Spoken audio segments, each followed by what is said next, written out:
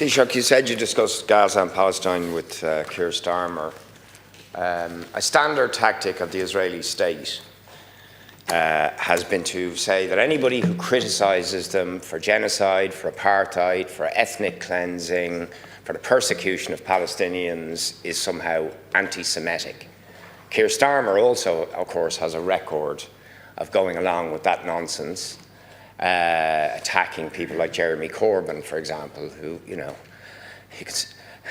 is one of the most long-standing anti-racists, absolute opponent of anti-Semitism, outrageous. And we've seen now an instance of our own ambassador being dressed down by an Israeli minister, being accused, and the Irish people, the Irish government being accused of anti-Semitism.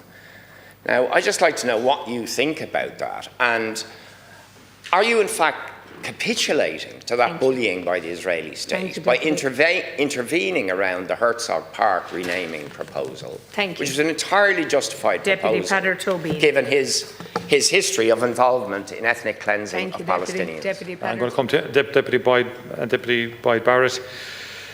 Again, no, there's no relationship between the strategy and policy of the Israeli government and my views in terms of renaming Herzog Park. I have a very basic view. I think throughout the history of the state, there's been namings and renamings and so on like that.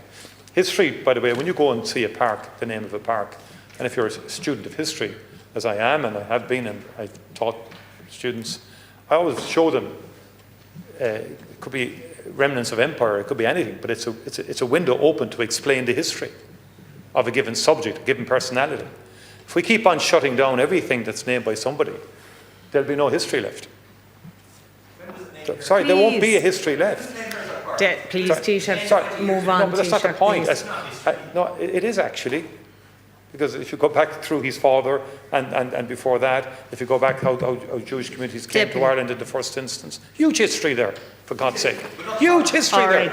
Anyway, I'm done as a historian, as someone who's interested in history, be very careful. Brenda O'Neill wrote about it in Nádig Gahu about the 30s, and they were shutting down places left, right and centre. Seven more deputies. There's a lot more to it than that, but it's nothing to do with this. I can put you at ease, Deputy Boyd.